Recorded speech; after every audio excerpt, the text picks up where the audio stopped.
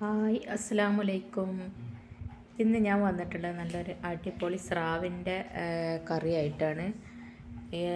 സ്രാവ് എങ്ങനെ പച്ച സ്രാവ് എങ്ങനെ കറി വെക്കുക എന്നുള്ളതാണ്, ഒരു മീൻ കറിയാണ്.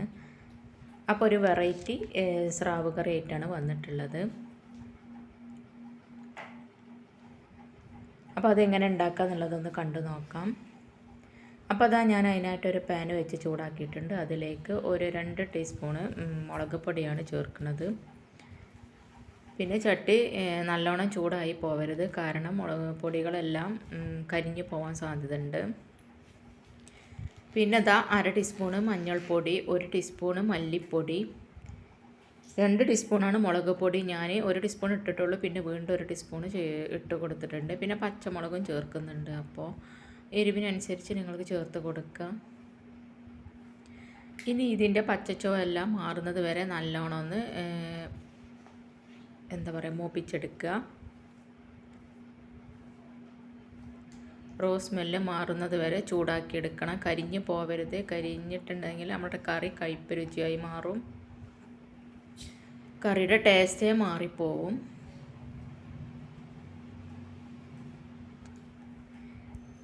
അപ്പോൾ ഇത് നല്ല സ്മെല്ല് അടിച്ച് വരുന്നുണ്ട്. ആ മസാലയൊക്കെ നല്ലോണം പൊടികളൊക്കെ ഒന്ന് ചൂടായി വന്നിട്ടുണ്ട്. ഇപ്പോൾ ഇതാ ഇത് ഏകദേശം അതിൻ്റെ സ്മെല്ലൊക്കെ മാറിയിട്ടുണ്ട്.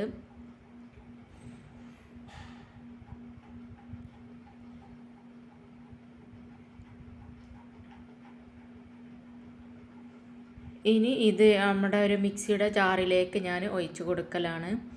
ഇത് ചൂടാറിയതിന് ശേഷം വേണം ഇത് നല്ലൊരു പേസ്റ്റ് രൂപത്തിൽ അരച്ചെടുക്കാനായിട്ട്. അപ്പോൾ ഇതിലേക്ക് കുറച്ച് വെള്ളം ഒഴിച്ചിട്ട് നല്ലൊരു പേസ്റ്റ് രൂപത്തിൽ അരച്ചെടുക്കണം. അപ്പോൾ ഇത് ചൂടാറാൻ വെച്ചിട്ടാണ്, ചൂടോടു കൂടി അരച്ചെടുക്കരുത്. അപ്പോൾ ഞാനിതാ ഈ മിക്സിയുടെ ജാറിലേക്ക് ഇത് ആക്കിയിട്ടുണ്ട്. ഇനി ഇതാ ഞാനൊരു ചട്ടി വെച്ചിട്ടുണ്ട്. ഇനി ഈ ഒരു ചട്ടിയിലേക്ക് ഞാനിതാ നമ്മുടെ സ്രാവ്, കുട്ടി സ്രാവാണ്, അത് എടുത്തിട്ടുണ്ട്. നല്ല ക്ലീനാക്കി കഴുകിയതിന് ശേഷം ഈ ഒരു ചട്ടിയിലേക്ക് വെച്ച് കൊടുക്കുക. പിന്നെ എരിവിന് ആവശ്യമായിട്ടുള്ള പച്ചമുളകും ചേർത്ത് കൊടുക്കുക. മുളക് പൊടി 2 ടീസ്പൂൺ എടുത്തിട്ടുണ്ട്. കുറച്ച് അധികം എരിവുള്ള മുളക് പൊടിയാണ്. അപ്പോൾ ഞാൻ 2 പച്ചമുളക് എടുത്തിട്ടുള്ളൂ. പിന്നെ ഇഞ്ചി ഇതാ ഇങ്ങനെ ചെറിയ കഷ്ണങ്ങളാക്കി ചേർത്ത് കൊടുക്കലാണ്.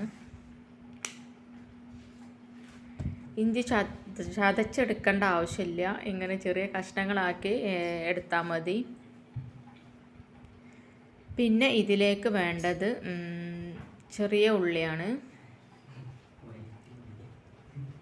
ഒരു പിടി ചെറിയ ഉള്ളി ചെറുതായി അരിയണ്ട, ഒരു 2 പീസാക്കിയതിനുള്ള അങ്ങനത്തെ പോലെ മതി.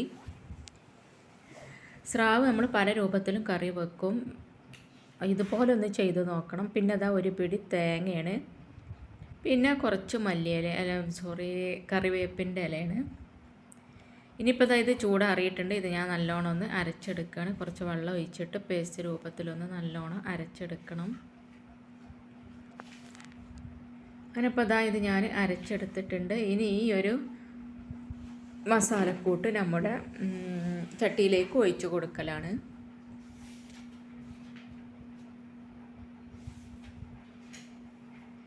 ഇനി മിക്സിയുടെ ജാറിൽ കുറച്ച് വെള്ളം ഒഴിച്ചിട്ട് അതും കൂടെ ഇതിലേക്ക് ഒഴിച്ചു കൊടുക്കുക.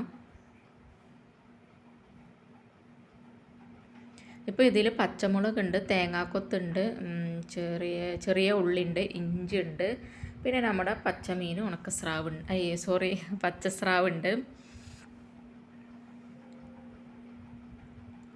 അപ്പോൾ അതാ ആ ഒരു മസാല ഇതിലേക്ക് ചേർത്തിട്ടുണ്ട്, പൊടികളെല്ലാം ഇതിലേക്ക് ചേർത്തിട്ടുണ്ട്. ഇനി ഇതിലേക്ക് വാളംപുളിയുടെ വെള്ളമാണ് ഞാൻ ഒഴിച്ച് കൊടുക്കുന്നത്. നിങ്ങളെ കയ്യിൽ കുടംപുളി ഉണ്ടെന്നുണ്ടെങ്കിൽ 2 പീസ് കുടംപുളി, 1 പീസ് മതിയാവും, അധികം പുളി വേണ്ട ആവശ്യമില്ല. അപ്പോൾ ഞാൻ കുടംപുളി ഇല്ലാത്തതുകൊണ്ട് വാളംപുളിയുടെ വെള്ളമാണ് ഒഴിച്ച് കൊടുക്കുന്നത്. ഇനിയിപ്പോൾ ഇതിലേക്ക് ആവശ്യത്തിനുള്ള ഉപ്പ് ചേർത്ത് കൊടുക്കണം. ഇതിപ്പോൾ ഞാൻ തീയൊന്നും ചൂടാക്കിയിട്ടില്ല, ഇതെല്ലാം ചേർത്തതിന് ശേഷം മാത്രമാണ് നമ്മൾ തീ ഓണാക്കുന്നത്. ഇനി ഉപ്പൊക്കെ കറക്റ്റ് ആയതിൻ്റെ ശേഷം നമുക്ക് സ്റ്റൗ ഓണാക്കാം. എന്നിട്ട് ഈ ഇതിലുള്ള തേങ്ങ, ചെറിയുള്ളി, മീൻ, ഇതെല്ലാം പച്ചമുളക് ഇതൊക്കെ വെന്ത് വരുന്നത് വരെ നല്ലോണം ഒന്ന് വേവിച്ചെടുക്കലാണ്.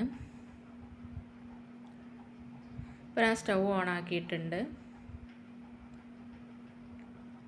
ഇനി ഈ ഒരു കറിക്ക് ചെറിയൊരു തള വരുന്നത് വരെ, തള വന്നതിന് ശേഷം നമുക്കിത് നല്ലോണം ഒന്ന് അടച്ച് വെച്ച് വേവിച്ചെടുക്കണം.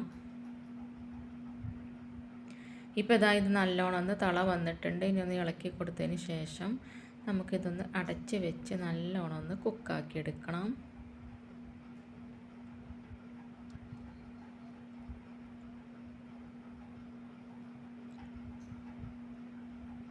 അങ്ങനെ ഇതാ നമ്മുടെ സ്രാവ് എല്ലാം വെന്തിട്ട് നല്ലൊരു അടിപൊളി മണം വീശുന്നുണ്ട്.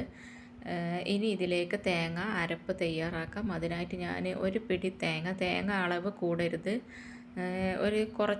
ഒരു പിടി എന്ന് പറഞ്ഞാൽ ഒരു ചെറിയൊരു പിടി തേങ്ങ നല്ലോണം വറുത്തെടുക്കണം. എന്നിട്ട് അത് അരച്ചിട്ട് ഇതിലേക്ക് ചേർത്ത് കൊടുക്കാം. അപ്പോൾ അതാ ഇത്രയും മതി, ഓവർ തേങ്ങ അരക്കരുത്. തേങ്ങ നല്ലോണം മൂപ്പിച്ചതിന് ശേഷം നമുക്കൊരു മിക്സിയുടെ ജാറിലിട്ട് ഇതൊന്ന് അരച്ചെടുക്കാം.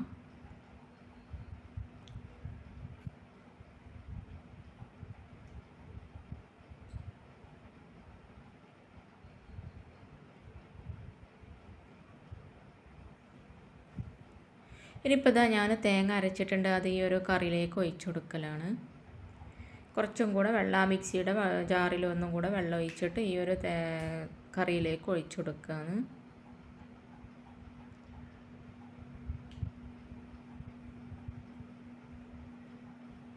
ഇപ്പോൾ ഇതാ ഇതിൽ ഏകദേശം നല്ലൊരു പാകമായി വന്നിട്ടുണ്ട്. ഇനി ഇതിൽ പുളി, എരിവ്, അതേപോലെ ഉപ്പ് ഇതെല്ലാം ഒന്ന് ചെക്ക് ചെയ്യണം. എന്നതിന് ശേഷം ഇത് നല്ലോണം ഒന്ന് വേവിച്ചിട്ട് വറ്റിച്ചെടുക്കണം. ഇതിൽ ആ ഒരു തേങ്ങയുടെ എണ്ണൻ്റെ ആ ഒരു ഇത് വരുന്നത് വരെ ഈ ഒരു കറി നല്ലോണം തിളപ്പിച്ചെടുക്കുക.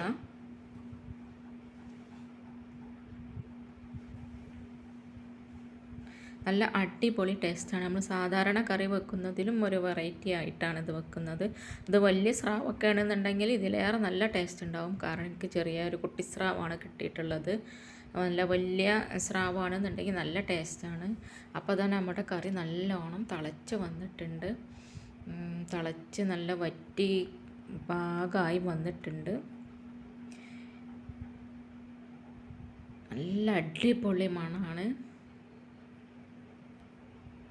ഇതിൻ്റെ സ്മെല്ല് കാണുമ്പോൾ തന്നെ നല്ല അടിപൊളി സ്മെല്ലാണ്. ആ സ്രാവിൻ്റെ ആ തേങ്ങാക്കൊത്തിൻ്റെ ഒക്കെ സ്മെല്ല് വേറെ കണ്ടറിയാൻ പറ്റും. അങ്ങനെ ഇതാ നമ്മുടെ കറി നല്ല പാകമായി വന്നിട്ടുണ്ട്. ഞാൻ സ്റ്റൗ ഓഫ് ചെയ്യാൻ പോവാണ്. ഈ ചട്ടിയിലായ കാരണം നമ്മൾ സ്റ്റൗ ഓഫ് ചെയ്താലും ഇത് വീണ്ടും ഇങ്ങനെ തിളച്ചും കൊണ്ടേ ഇരിക്കും. ഇനി ഇതിൻ്റെ മുകളിലായിട്ട് കുറച്ച് പച്ച വെളിച്ചെണ്ണയാണ് ഞാൻ ഒഴിച്ചു കൊടുക്കുന്നത്. കുറച്ച് കറിവേപ്പിൻ്റെ ഇലയാണ് ഇട്ട് കൊടുക്കുന്നത്. അപ്പോൾ നമ്മുടെ അടിപൊളി സ്രാവ് കറി ഇവിടെ റെഡിയായി വന്നിട്ടുണ്ട്. അപ്പോൾ എന്തായാലും നിങ്ങളിതൊന്ന് തീർച്ചയായിട്ടും ഒന്ന് ഉണ്ടാക്കി നോക്കണം, സ്രാവ് കിട്ടുന്ന സമയത്തൊക്കെ. അപ്പോൾ ഇത്രേ ഉള്ളൂ വീഡിയോ നിങ്ങൾക്ക് ഇഷ്ടപ്പെട്ടെന്ന് വിചാരിക്കുന്നു. ഇഷ്ടപ്പെട്ടാൽ ലൈക്ക് ചെയ്യുക, ഷെയർ ചെയ്യുക, സബ്സ്ക്രൈബ് ചെയ്യുക. മറ്റൊരു വീഡിയോയുമായി വരുന്നത് വരെ വീണ്ടും കാണാം. അസ്സലാമു അലൈക്കും, ബൈ.